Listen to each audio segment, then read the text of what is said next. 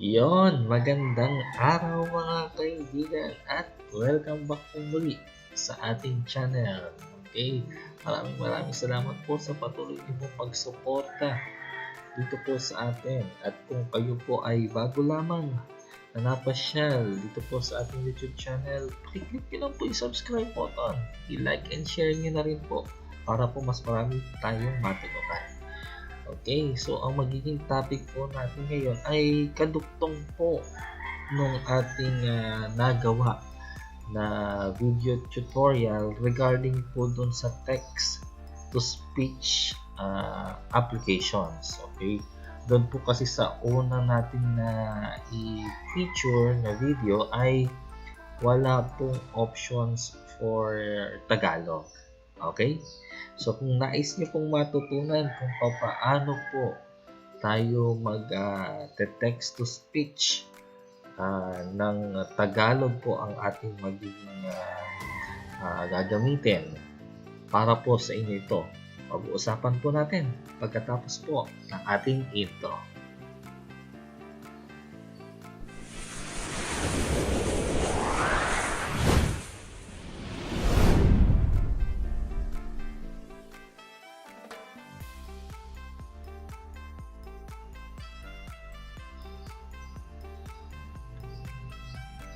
Okay, so ito na nga po. Una po ay punta po tayo sa ating web browser. Then after po niyan, ilagay po ninyo sa ating address bar yung www.animaker.com/voice. Ayan. So ito po yung ilagay nyo sa address bar. Ilalagay ko rin po yan sa ating description box para po makita nyo rin po or i-click nyo na lang po. Okay? So after that po, i-click nyo lang po yung sign up. Okay? Kung kayo po ay wala pa pong account, tatanungin naman po kayo dyan kung ang gagamitin nyo pong email address ay yung pang Facebook niyo or sa Gmail or other email address po. Okay? So libre naman po yan. Okay? So since meron naka-sign up na po ako, i-click ko na lang po yung login. Okay? Yan. So, once na-click ko po yung login, lalabas na po yung pinaka-dashboard ng ating text-to-speech applications. Okay? Then, ito po ang ating pipindutin ngayon.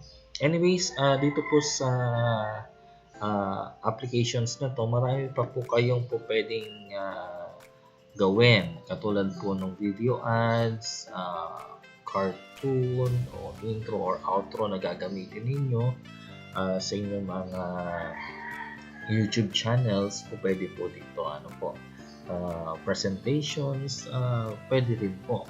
Pero po ang magiging topic natin ngayon ay ito pong voice over or text to speech applications nitong animaker.com natin. Okay, so click lang po natin ito. Okay, click nyo lang po ulit voiceover/TTS or yung text to speech. Okay, click nyo lang po. Yan. So, ita-transfer po niya tayo sa panibagong window.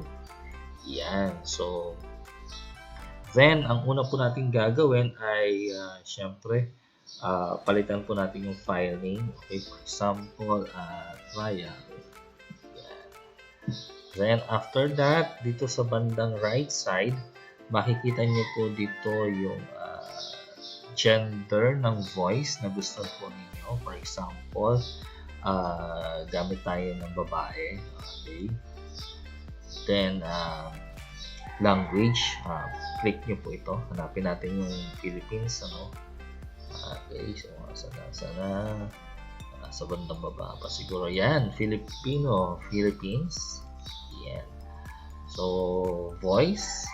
Yan, click nyo lang po. Hanapin natin. Okay, so meron dalawa, si Rowena at si Jasmine. Okay, try natin si Jasmine. Yan. Then, sa bandang left side naman po, ito po. Kung mapapansin nyo po ito, no? Yan. Yung circle na may mga wave sa loob. Ayan. So, click nyo lang po sa outside. So, dito po tayo maglalagay ng mga text natin. Try natin. Okay. Then, space. Magandang araw. Space. Mga space. Okay. Yan. Yan. Subscribe na po kayo. Okay. Please. Okay. Okay. So, once na nailagay na po natin yung text dyan, okay. So, tingnan natin. Preview natin, ha. Okay. Magandang araw mga kaibigan, subscribe na po kayo please. So, medyo mabilis. Okay. So, close natin.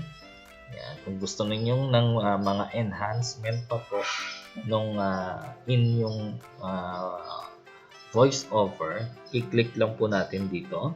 Ayan. So, yung kanina po, ano. So, kanina dito tayo naglagay ng text. Ngayon po, ang pipindutin natin, ito pong pinaka-bilog na may mga wave. Ayan. So, dito po, pwede nyo pong i-enhance yung speed, babagalan nyo po. Try natin bagalan, ano. Preview. Okay. Magandang araw mga kaibigan, subscribe na po kayo please. Ayun. So, napakabagal. Okay. So, palitan natin.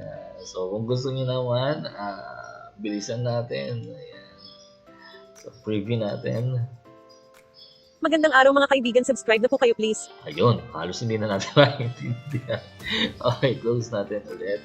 So, palitan natin. Try natin naman yung balik natin sa medium, yung pitch. Okay. Kung nakasan natin yung mga mala regine. Okay. So, try natin.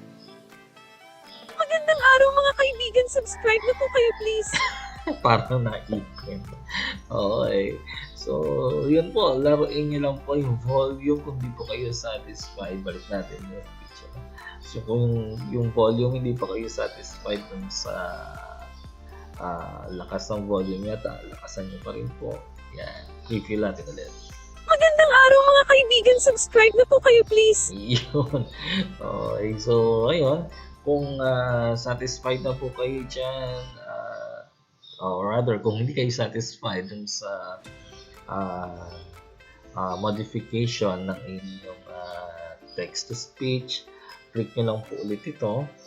Then, click nyo po yung reset para po mabalik po sa lahat. Magandang araw mga kaibigan, subscribe na po kayo please. Teka, mali.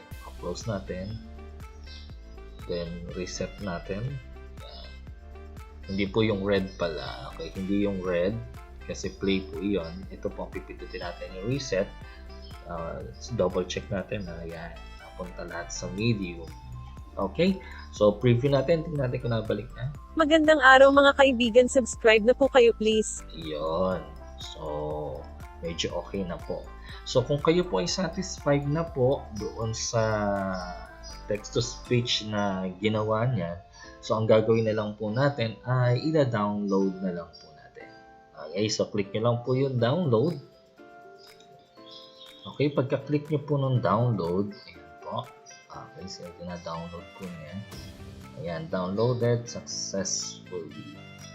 Then, click nyo lang po ito para ma-check natin kung okay na po. Ayan.